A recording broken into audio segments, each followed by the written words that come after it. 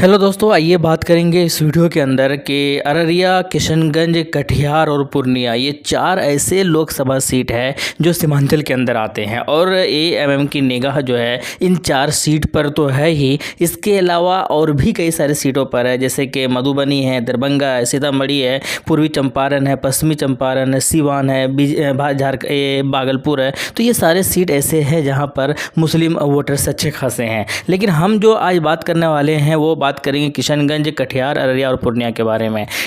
यहाँ पे इस सीट के ऊपर जो उम्मीदवार है उनके बारे में बातें करेंगे और किनको टिकट मिलेगा उनके बारे में बातें करेंगे और साथ के साथ देखेंगे कि क्या एएमएम पार्टी बिहार के अंदर ये चारों सीट निकाल पाती है, लोकसभा सीट या नहीं। इन सब चीज़ों के बारे में देखने वाले हैं। तो जो नए हैं वो बराए मेहरबानी चैनल को जरूर सब्सक्राइब करें और वीडियो को ज़रूर लाइक करें। सबसे पहले हम बात करते हैं किशनगंज की। किशनगंज की अगर बात करें दोस्तों तो 65% मुस्लिम वोटर्स है।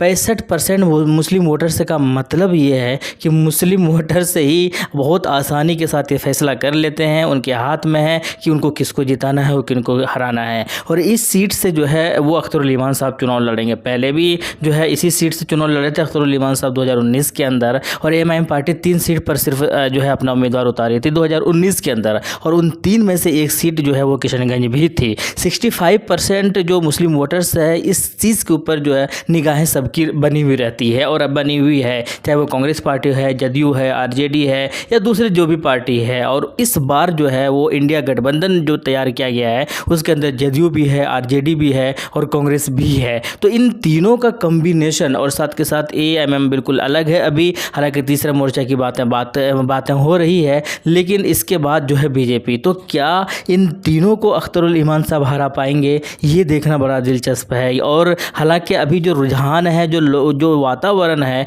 जो एक तरीके का हवा चल रही है वो सिर्फ अख्तरुल ईमान की चल रही है। लोग बातें कर रहे हैं और ज़्यादातर लोग यही रहा है कि अख्तरुल ईमान को मौका दिया जाना चाहिए और इसका फ़ायदा जो है होगा भी जब चुनाव होगा। लेकिन क्या अख्तरुल ईमान साहब ये सीट जीत पाएंगे? तो जिस तरीके से पिछले बार लगभग 3 लाख वोट आसपास लाए थे, तो ऐसा लगता है कि इस बार जो है जीत सकते हैं। और जिस तरीके से रुझान है वो भी लगते हैं कि जीत सकते हैं। अब इनके सामने जो भी उम्मीदवार हो, चाहे वो कांग्रेस को हो, चाहे वो आरजेडी के हो, चाहे वो जदयू के, तो शायद उतना मुश्किल नहीं होगा अख्तरुल ईमान को जो है जीतना, जितना मुश्किल जो लोग बातें कर रहे हैं। तो ऐसा लगता है कि एमआईएम ये सीट जो है जीत सकती है। इसके अलावा जो दूसरा सीट है मैं उसके बारे में बातें करूंगा, अररिया। अररिया के अंदर मुस्लिम वोटर्स की बात की जाए लोकसभा के तो 32% मुस्लिम वोटर्स है और इन 32% के मुस्लिम वोटर्स पर जो है सबकी निगाहें हैं। और अररिया से जो है एक ऐसे उम्मीदवार भी एमआईएम की पार्टी से नज़र आ रहे हैं जिनका जो नाम बहुत ज़्यादा हो रहा है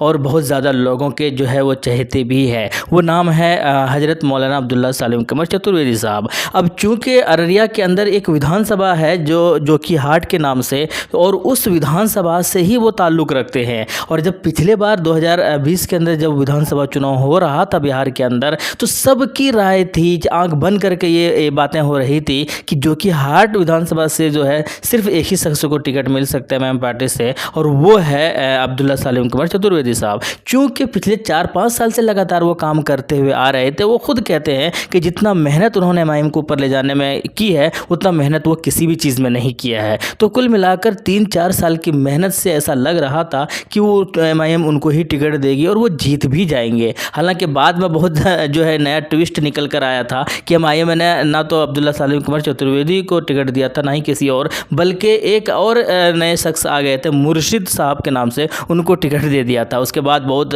हंगामा भी हुआ, चीज़ें हुई, तो मुर्शिद साहब से टिकट ले लिया गया और मौलाना अब्दुल्ला सालिम को जो है वो टिकट देने की बातें होने लगी। तो फिर एक और साहब निकल कर आए जो आरजेडी से विधायक हुआ करते थे, शाहनवाज साहब। और शाहनवाज साहब क्या है कि वो जीते हुए थे लेकिन उनको टिकट दिया नहीं, और जब उनको टिकट नहीं दिया आरजेडी वालों ने तो वो एएमएम के अंदर शामिल हो गए और एमआईएम ने जो है मौलाना अब्दुल्ला सालिम कमर चतुर्वेदी साहब को जो देने वाले टिकट थे वो शाहनवाज साहब को दे दिए थे। और उसके बाद शाहनवाज साहब ने जीते भी, बहुत अच्छे वोटों से जीते, और जीतने के बाद जो है उन्होंने जो है वफादारी नहीं निभाई। जिस तरीके से एमआईएम वालों ने उनके ऊपर विश्वास किया था, एमआईएम वालों ने उनके ऊपर विश्वास किया था, उनके चाहने वालों ने विश्वास किया था, मौलाना अब्दुल्ला सालिम कमर चतुर्वेदी ने कुर्बानी दे दिया था अपने टिकट का, लेकिन उन्होंने इस चीज़ को एहसान नहीं माना। और उसके बाद जीतने के बाद जो है थोड़े ही दिनों के बाद वो जो है आरजेडी में शामिल हो गए। तो इस बार चूँकि पहले लोकसभा है और उसके बाद विधानसभा है, विधानसभा 2025 में होगा, बिहार के अंदर चुनाव, और जबकि लोकसभा जो है 2024 के अंदर स्टार्टिंग में ही हो जाएगा।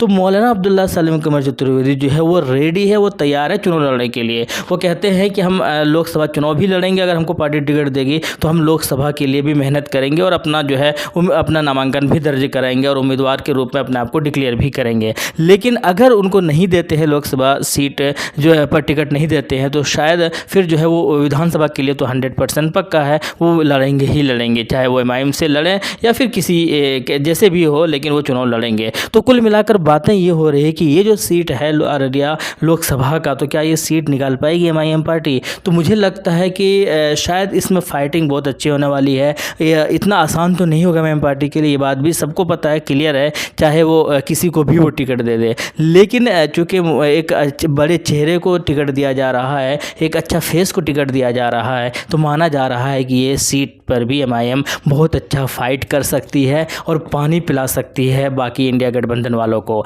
इसके अलावा जो सीट है वो ये है पूर्णिया है और कटिहार है। पूर्णिया के बारे में भी बहुत बीच में खबरें निकल कर आई थी कि वारिस पठान साहब जो है पूर्णिया लोकसभा सीट से चुनाव लड़ेंगे। कभी ये भी खबरें निकल कर आ रही थी कि अकबरुद्दीन ओवैसी जो है वो जो है पूर्णिया लोकसभा सीट से चुनाव लड़ेंगे। तो कभी किसी और के बारे में निकल कर आ रही थी, कभी किसी और के बारे में निकल कर आ रही थी। कोई इसमें कुछ ज़्यादा सच्चाई थी नहीं, क्योंकि ऐसा ऑथेंटिक न्यूज़ कहीं या सोर्सेज से जो है बिल्कुल भी डिक्लेयर नहीं किया गया था। तो कुल मिलाकर पूर्णिया से कौन लड़ेंगे ये तो क्लियर नहीं है, लेकिन पूर्णिया से चुनाव लड़ेंगे ये चीज़ क्लियर हो चुकी है। पूर्णिया के अंदर 30% से ज़्यादा जो है मुस्लिम वोटर्स है। इसके अलावा कटिहार एक ऐसा जगह है जहाँ पर मुस्लिम वोटर्स इन सबसे ज़्यादा है, किशनगंज से कम है, यानी कि 38%, लगभग 40% के आसपास मुस्लिम वोटर्स है। और ये मुस्लिम वोटर्स यानी 40 के आसपास अगर मुस्लिम वोटर्स हो तो आपको समझ सकते हैं कि कितना बड़ा फैक्टर बन सकता है मुस्लिम वोटर्स। तो एमआईएम यहाँ पर भी चुनाव लड़ेगी।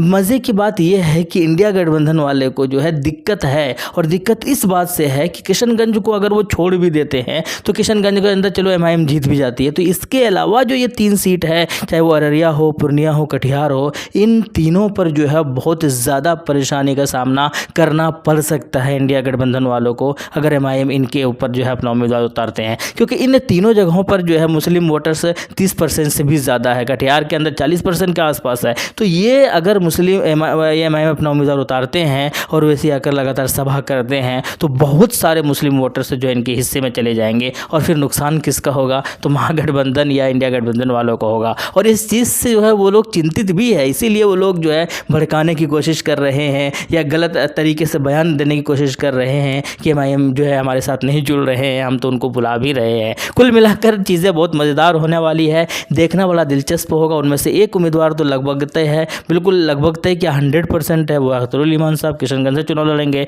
इसके अलावा मौलाना अब्दुल्ला सलीम कमर चतुर्वेदी के बारे में जो है लगभग 80%, 60-80% जो है माना जा रहा है कि उनको टिकट दिया जाएगा। अब किसको देते हैं ये तो आने वाले वक्त में ही पता चलेगा। बाकी जगहों पर किनको देते हैं वो भी देखना बड़ा दिलचस्प होगा। आपकी क्या राय है कमेंट सेक्शन बताइएगा। शुक्रिया, जय हिंद, लव यू।